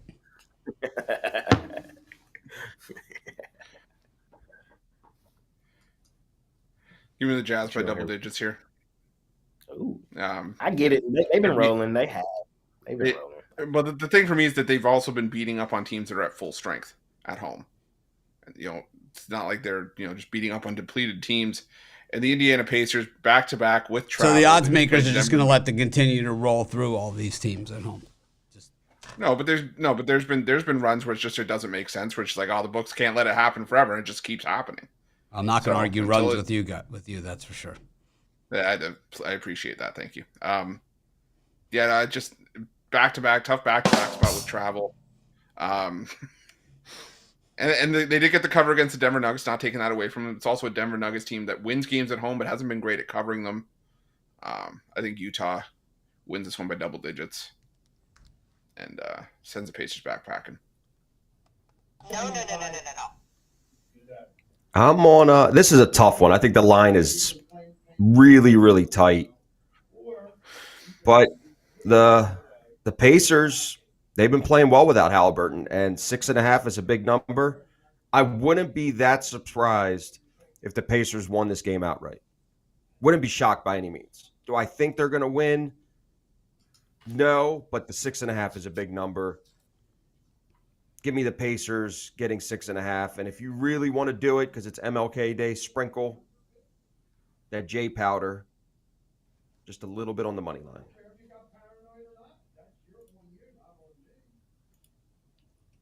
We got the Lakers up against the Thunder buddies here to wrap it all up. Obviously, the Lakers, it seems when they decide to turn it on, they turn it on, and it's usually against the Thunder buddies, and they did it to them at OKC. A little bit of a revenge spot here, though, for Thunder. They gotta prove they belong, man, if they want to be next level. And even though the Lakers aren't the Lakers, they still are the Lakers. Jay? The Lake Show couldn't beat the Thunder buddies on the LeBron passing Kareem game. Do y'all remember that? Yeah, I remember that evident. I'm LeBron's biggest fan. When he passed, y'all remember the little shot? You know what I mean? Where he passed them? Who'd they play that game? The Oklahoma City Thunder buddies. And in that huge of a motivation spot, they couldn't beat the Thunder. Now they're favored to do it here. Man, stop. It don't even make sense. And I'm well aware that my favorite player, or not my favorite player, but one of my favorite players in Shai Gilgeous-Alexander is game time decision. with or without him, the Thunder are going to win this basketball game. Now, I'm here to tell you. Here's how my NBA power rankings go. They go something like this. 1, Boston Celtics. 2, Oklahoma City Thunder. 3, Denver Nuggets. I have the Thunder as my second best team in the NBA right now. And I think many people still believe they're middle of the pack. So this is the Celtics? And I think that's evident with Celtics. the Thunder being dogs on the road to the Lakers. Stop. Thunder. That's to me, don't even my top 3, Denver Nuggets, because they wanted in order to be the man, you gotta beat the man. Denver Chicken Nuggets. Number 2, Miami Heat. In order to be the man, you got to beat the man in the East. Number 3, Thunder Buddies, because I like saying it. Number 4, anybody else. Maybe the way the Jazz and the Knicks are playing. Stop hating on Boston, man. Stop hating. They're a joke, man. They're punchline. They're fade. Let's look at Let's read through the stat sheet of Game 7 and get home against the Miami Heat. We're not talking about Game 7. No, we're not talking about that right now. Game 7 against the Miami Heat at home.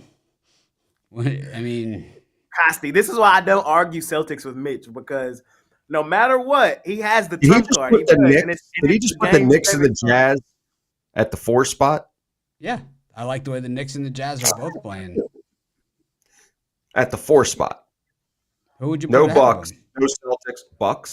The Bucks 4-1 they lost last year, and that was with Holiday. They have no defense. They're never going to beat the Heat. They lost in the first round. They got 4-1. They got just slaughtered. I mean, in what world are these people living in? If that series was a fight, they would have stopped it, and they did stop it. It was enough. 4-1. They changed to a more competitive series. It was like, that's it. We don't want to see this crap anymore. 4-1, blew them out. The Bucks were the 1 seed, and the Heat were a play-in team. They turned it into an absolute joke.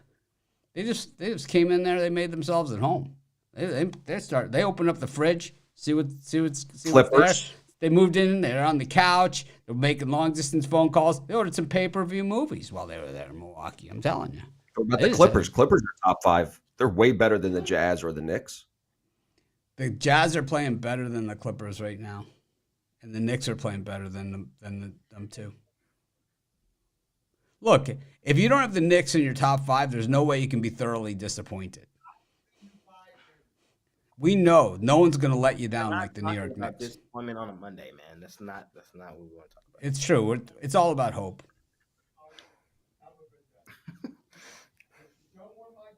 Love, hope, peace. It's kind of, where we go. I just would like to see, at the end of the day, I'd like to see the Knicks be competitive in the playoffs because the NBA is better when the Knicks are competitive. That's like asking the Cowboys to be competitive in the playoffs. This is not going to happen. Hey, and world peace. It's like that's like asking the Browns to win a playoff game. It's just not going to happen. It's just not going to happen. And world peace.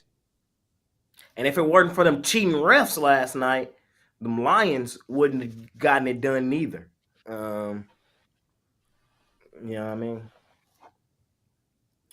Costi, I'm going to send you the play I'm talking about. You're going to see exactly what I'm talking about. It's the same thing happened in the first half, going into the half. You can't make a makeup call at that point, at that juncture of the game. That's not. It wasn't a makeup call. Just they called it both sides. He did tug on his jersey a little bit, but that was it at the end of the game. He tugged on his jersey, PI'd him, illegal contact. And then what about the other defender? What about the other defender that came and blew his head off? What about that? That's you talking about the Nakua on the last drive? Or when he came? Which play are you talking about? I'm talking about on the last drive. The Nakua potential catch. Yes. That was a PI, that was a illegal contact, and that was a illegal hit. All 3 of them. And not one flag was thrown. Jay's in the mood, man. I'm in the mood today, guys. I'm sorry. He's here to have an argument. I saw a little tug that wasn't called, which happens a lot. And that was it. Jay's here to have an argument, man. But I'll gladly watch the tape again and have a second opinion. I'm not going to argue with Jay today. I'm not going to argue. Yes, you are. Jay's Otherwise, telling me, there's no reason for you to be here if not. yeah, if I'm running through the line, are you tackling me? I'm gonna blow you up. You gonna hit me low? Oh yeah, Jay's totally the kind that goes for the knees if he's against the bigger guy. Stiff arm. Derek I feel Henry, sorry stiff for arm. Higbee. That Higbee one was disgusting. I was just about to say Did you're y'all gonna get Higbeed. see that? Oh, that was bad. I felt Yeah, so that bad was- for him. Felt bad. Ugh. Felt bad for me. Ugh. So I tore my ACL 7th grade. That's what he did on that play. As soon as it happened, I kind of thought that's what happened. I grabbed my knee immediately. I said, "Oh, ew." Yeah, it's not supposed to go that way. Nope. I'm fired up. I'm ready. I want to go outside and play some football. I know. Start shaking. Real quick. Don't have the speed anymore at 41, but 10-yard quickness. I'm good.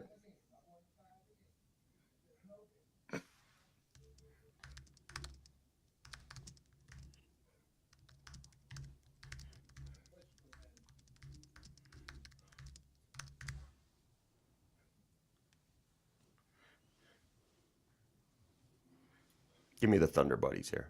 I know we got off track a little bit. Thunder Buddies for life.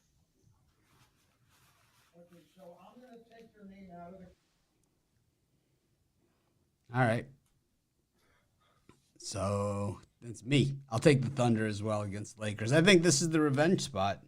I think the Lakers got it done last time. I think for the Thunder, it's kind of like that situation where they have to prove they belong, you know? So I just think it's that time. It's like you can't let the Lakers continuously push you around. We go to college hoops. The early games have already started, so we saved ourselves a little bit of time here. We'll go through a few games all the way up until maybe the 4:30 Eastern time. We got Stonehill against Wagner, Princeton versus Dartmouth, Cornell versus Penn, and Harvard versus Brown. We call that 6 schools in 3 games. They wouldn't let any of us near the admission office. George Washington versus George Mason. Marquette versus Villanova, Big East college basketball. Northwestern State versus Houston Christian. Texas Southern versus Mississippi Valley State. St. Joe's versus LaSalle. Central Connecticut State versus Merrimack. Prairie View A&M versus Arkansas. Pine Bluff, the Abe Simpsons.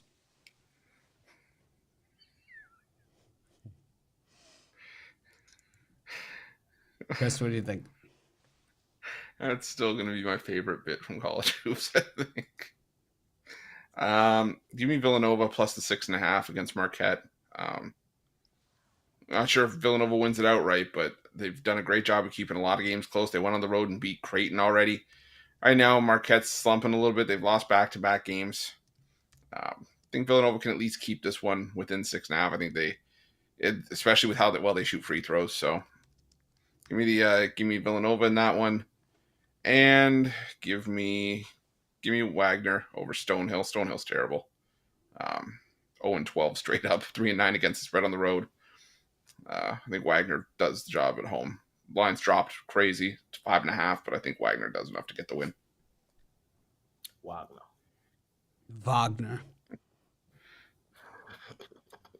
Costi, any college hoops for you in the slot? Looking at the slot exactly because all my games are actually later. But I like GW at home. George G-Dub. Mason really good, but Oh, you said G-Dub. George Mason. No, they're playing George Mason. Oh. G-Dub at home. G-Dub. G-Dub. Beat up on getting a dog at home who's been exceptional at the crib. I'll take it. That's a lean on the early one. But all my games that I actually like that I'm betting are on the later slate. So that's it. I like Princeton against Dartmouth, laying the bundle. Dartmouth's offense is it's all right. I'm going to pull out a word we don't say too often on this show. Putrid. Absolutely putrid. 348th, shooting 39.5% from the floor, 26.1% from beyond the arc. That is not going to get it done against this Princeton defense. And the Princeton offense is very, very good. That's why they call it the Princeton offense, right? 36.7% from the floor, 47.7% from the floor, 36.7% from beyond the arc, with Dartmouth ranking in the high 200s in every defensive category. It's going to be what you call an absolute beatdown. I didn't even get into the battle of the boards here, but we can, if you want to go there, we can. But the 351st ranking in steals in Dartmouth just doesn't give me the hope that I'm looking for Dartmouth to pull the upset here. They are 351st in steals, and the assist to turnover ratio also is a dreadful 272nd in the nation, and they're also 321st in turning the ball. They just stink, man. They stink. Stink, stank, stunk. They're so bad. It's only dwarfed by their inability to block a shot. Outside of that, I think Dartmouth's a pretty good bunch of guys. Jay? G-Dub for me with Costi, and then the gift that keeps on giving, fading Mississippi Valley State. I'm taking Texas Southern. They're ass too, but I just love fading Mississippi Valley State. And if Texas Southern was going to blow anybody out, it would be Mississippi Valley State at home in this spot. So come on, Texas Southern. Let's get it done.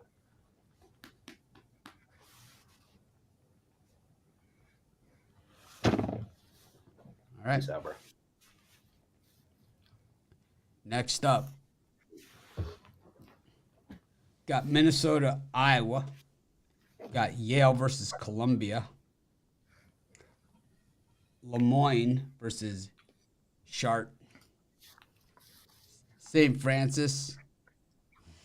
St. Francis with the T.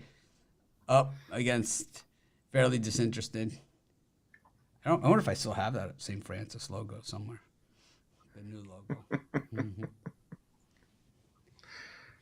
Southeastern Louisiana versus A&M Corpus Christi. Boston College versus Notre Dame. Stetson versus Chicago State. Loyola Maryland versus American. Norfolk. No. Alabama State versus Alabama A&M. Nicholls State versus New Orleans. The Privateers. Bethune-Cookman versus Southern. McNeese State versus Lamar. FAMU versus Grambling, and Hampton versus NCAAB. Chris? All right, give me Stetson laying the 10.5 against Chicago State. I just think the Hatters just a far better team there. I like the way they shoot their free throws. I think they're the best free throw shooting team in the country. And Chicago State, lone independent nationally, they obviously make their own schedule, but I don't even know if they wanted to go to Stetson for this one. I think the Hatters build up some confidence heading back into conference play. Get a double-digit win there. I'm also going to take American against Loyola Maryland. American, the most efficient team on both ends of the floor in the Patriot League so far this season. Loyola Maryland been pretty much straight ass all year long. 0-5 against the number at home. Give me American laying the 3.5 in that one.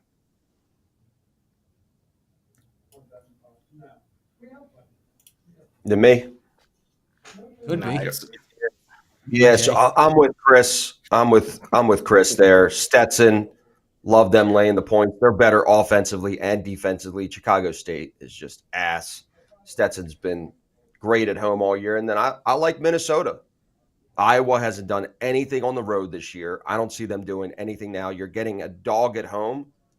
Minnesota's playing well. I mean, they're 12-4 on the season, but they're playing great against the spread. Getting points at the crib, I'll take it. So give me Minnesota and Stetson. Jake? Give me Florida A&M against Grambling. Both these teams are terrible, but like when these two teams go up against each other, I just feel like the two HBCUs, like one of the more prominent HBCUs, I just feel like there's a little extra bad blood here. And if they're going to give me points in my back pocket with two terrible teams with the home team, that's where I want to be. If you want to argue to me that Grambling is slightly better than FAMU, I will agree with you. But do I expect Grambling to go on the road and win and cover a point spread? No, not really. So I'm going to take the home dog there. We're here to gamble.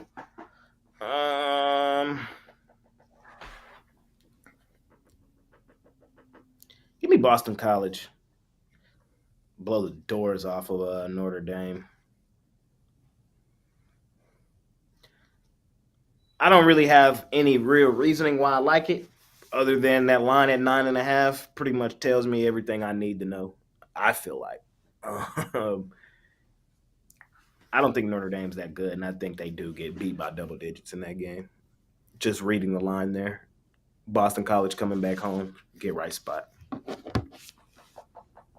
Yep. When I was at college at BU, I lived in Chestnut Hill, and one thing I know about those guys, I don't, particularly like them when it comes to hockey.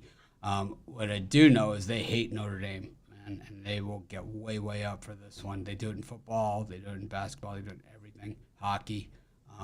Look for BC to win big.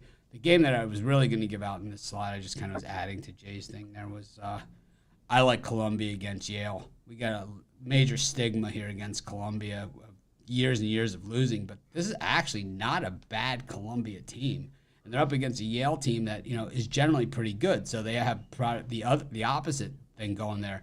Yale also played Kansas, and they played them, fairly tough. They only lost by 15 at Naismith, getting 15.5. So they covered. So Yale comes into this one covering 4 games in a row. Now, generally, when we look at out-of-conference stats, and Columbia has played a softer schedule than Yale, no doubt about it. But I think when you look at outlier stats against a reasonable schedule, they're not it's not the worst schedule, it's not the best schedule. And yeah, they lost 91-79 in their Ivy opener at Cornell. So what? But the thing is, they lost against Fordham, who's pretty decent, but they beat Fairleigh Disinterested, they beat Lafayette, and Fairleigh Dickinson beat Purdue, right? So you've got so basically they could beat Purdue, right? Because they beat them and they beat them. But I generally throw all that shit out the window because of the out-of-conference imbalance.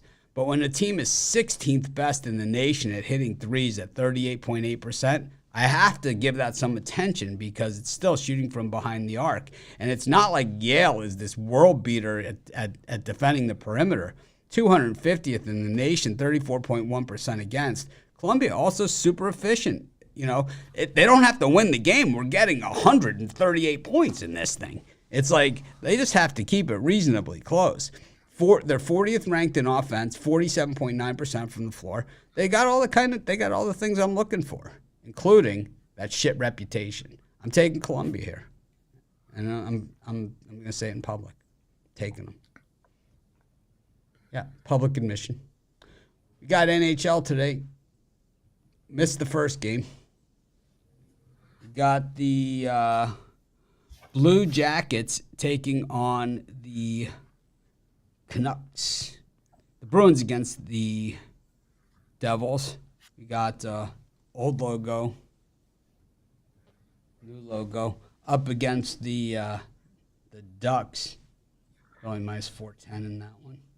Got the Penguins up against the Kraken. Chris, any of these just jump off the page at you and say, bet me now? A couple of them. Let's go with the Kraken to keep the win streak alive against the Pittsburgh Penguins. Playing some solid hockey. Winners in 9 in a row. And for the most part, doing it with defense. But when the defense kind of fell apart last game, they put up 7 in that game against Columbus.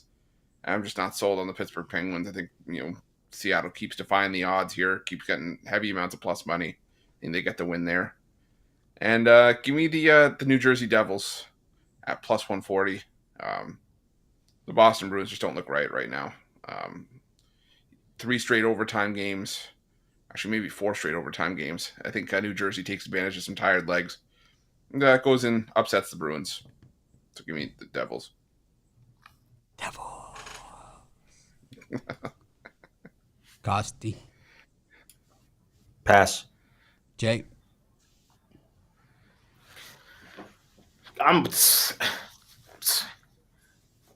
After yesterday, I might need some Kraken, man. So I'm definitely on them today. Whoa. I'm definitely on them today, man. They got us as a dog too. A nice plus money price with this win streak we on. Yeah, sign me up. We did the whole card. No, just up till through the 1 o'clockers. So it was like Give me half the card. Live bet. Hear me out, Chris. Hear me out. Don't do I it. love fading Buffalo. Give me San Jose money line. Live bet. Am I crazy? Yes. No, I had this. I had the Sharks plus 1.5, but Okay, there you go. I like that. Okay, I'm gonna go full blown money line live bet right now. Sharks. I had a money line the other day. They cashed.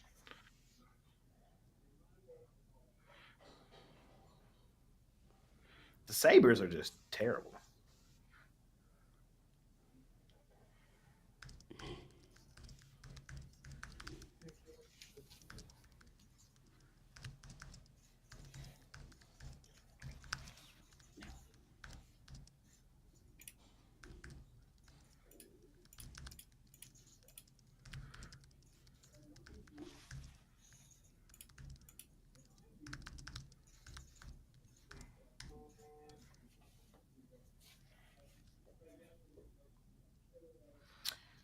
Anything for you in hockey, Mitch?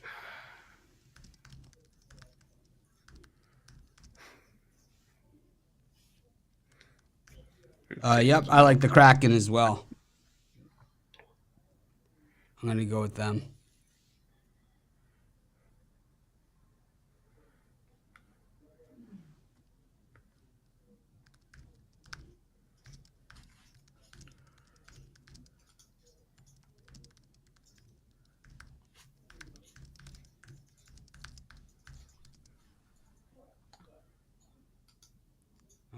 We got the Hurricane and the Kings, the Wild and the Islanders, Vegas and Nashville, Montreal, Colorado, and St. Louis, Philadelphia. Chris?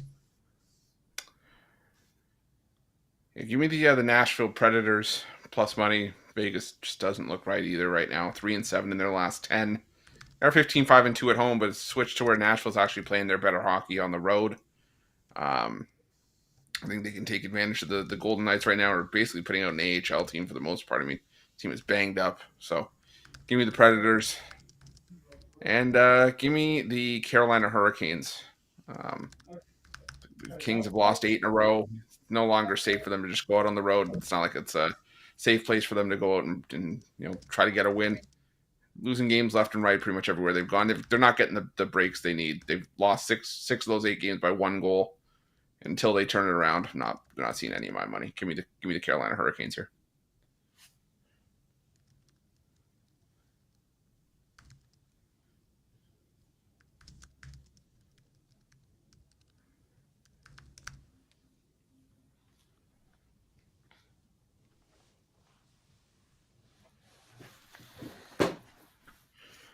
Well, this was my card this morning.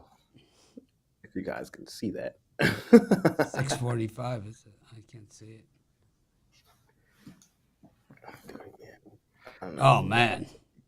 Yeah, it's real snow in Dallas, bro. We don't get snow. Like, what the heck? That is snow. Costi, any of these hockeys for you? Man, that looks cold. It is cold. I don't like that stuff. I don't like giving an opinion on something I don't have a wealth of knowledge on, so that's why I always pass on hockey. I let Chris do my dirty work. Chris is my enforcer. I had to hold him back today. About an hour ago, I had to hold him back.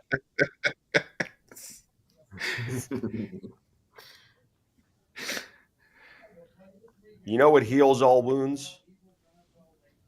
Time. I'm Costi. They're never gonna trick me again.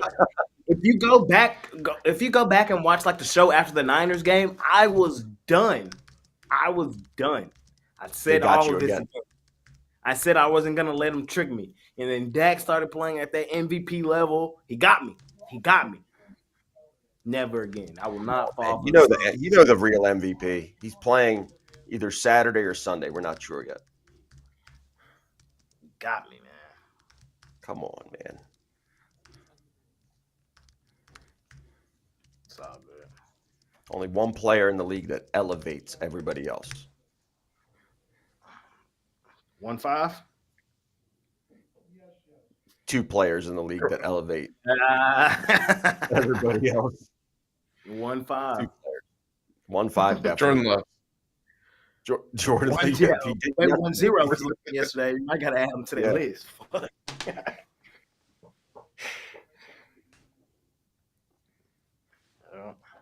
The Packers can't keep getting away with this, bro. How they get a third straight good quarterback, bro? How? Because he groomed. He did the same thing that Aaron Rodgers did. They groomed him for a year. You could see his feet. Jordan Love's feet. He has that same feet motion that Rodgers does when he like throws and he kind of like jumps and skips every time he throws the ball. It's fascinating how they have the same exact style of throwing. I didn't think he was going to be that good.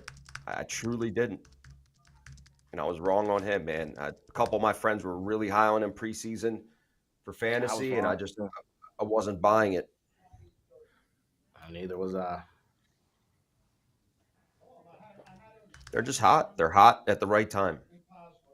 It's hockey, any given Sunday. So the record is nothing. 0-0 when you go into the playoffs. It just, you have to show up for that 1 week. It happens. Give me the Islanders. I've started to fade the Minnesota Wild. The smudges, as Mitch calls them. I like fading them. It's kind of fun fading them. Ketchup, mustard, and the relish. I faded them in 3 of their last 4 games, and it's done me really well. I had the Stars in back-to-back games, and then I took the Coyotes. Revenge game here for the Islanders because the Wild beat them earlier this year. I'm getting plus money. Sign me up. I'm taking the Islanders. The Romanellis.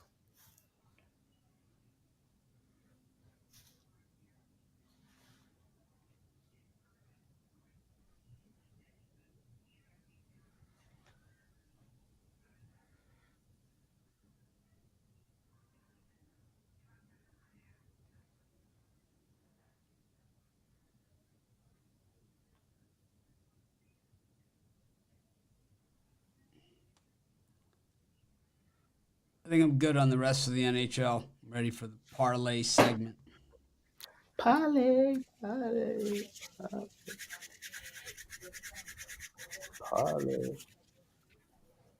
Let's cook it up. Yeah, I gotta cook some shit up, man. Because another sad thing is another sad thing is when you open up your sports book and like you go to your open tab and you see like all your futures. Oh, this is a bad day for futures yesterday too. It was like a double whammy because you almost essentially lose like everything you put on the futures too in that same swoop. So it was like a double loss, bro.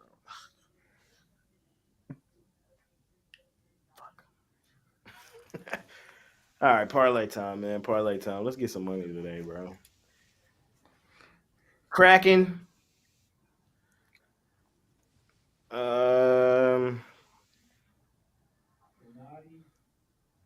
Kraken, Mavs, and the Sixers. Sixers, Mavs, and the Kraken. 3-team. Give me the Celtics. Give me the Heat. And give me Stetson.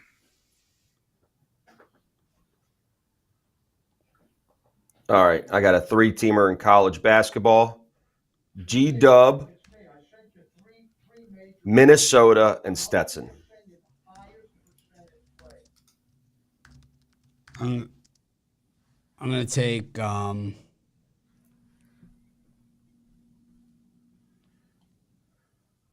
going to take the Halliburtons,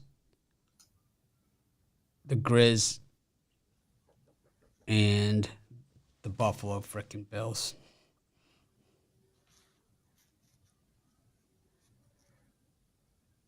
Thanks, everyone, for joining us.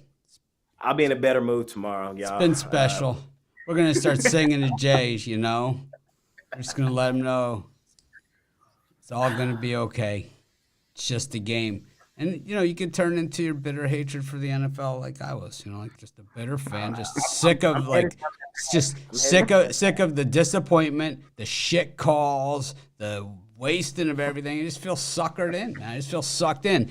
And then it's like after you've already kicked me in the nuts a couple of times, how about $5 for the Peacock app? On that note, make it a winning day. We appreciate each and every one of you.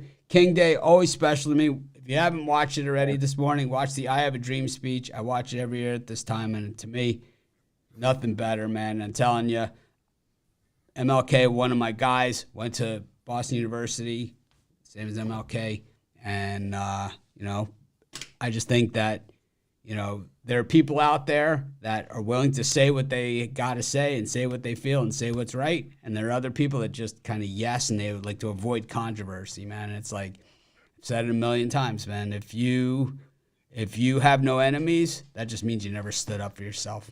Anyways, make it a winning day. We appreciate each and every one of you. I'm going to try and act more professional tomorrow.